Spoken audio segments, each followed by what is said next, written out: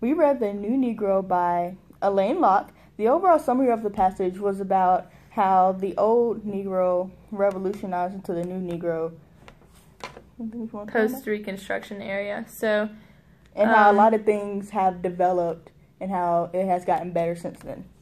Yeah, I think that it was a big turning point for the African American society in general in America, just because not like the taking away the literal shackles that they had in slavery, but also in literature and art, kind of in the start of the Harlem Renaissance. What he is saying is the new Negro is no longer silent, that back then the old Negro was bound by chains and shackles which kept them from raising their voices, that the new Negro can now express who they are. The new Negro is a revolution from the old one. Because of the new Negro, many good outcomes came when the shackles were broken and brought up in a range of black arts. So to me, the essence of the meaning new Negro is, Locke describes it as a strong, prideful African American who is confident about their African history.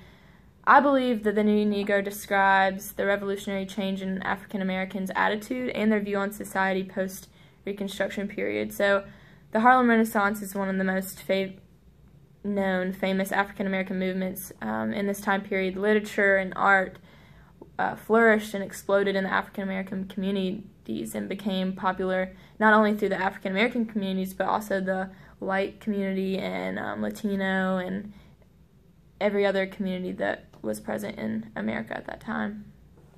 I believe that the 21st century new Negro is ones that come together. We're no longer chained, we're no longer bound by anything.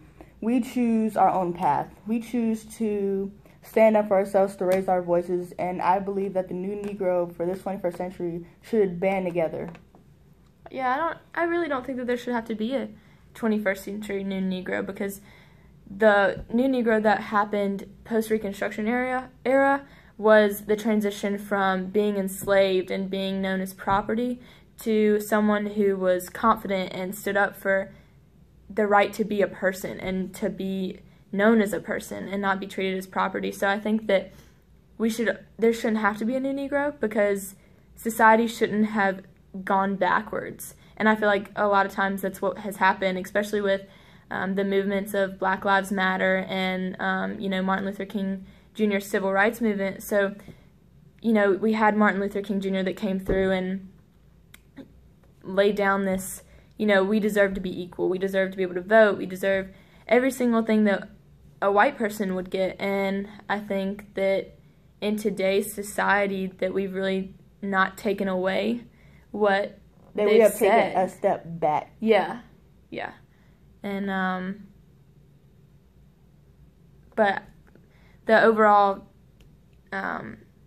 summary of this passage for me would be how foundational the new Negro in the post-Reconstruction era was, and how we need to look back and see how similar today's society and the society back then is similar, because we do treat people differently because of their skin color, and it shouldn't be that way.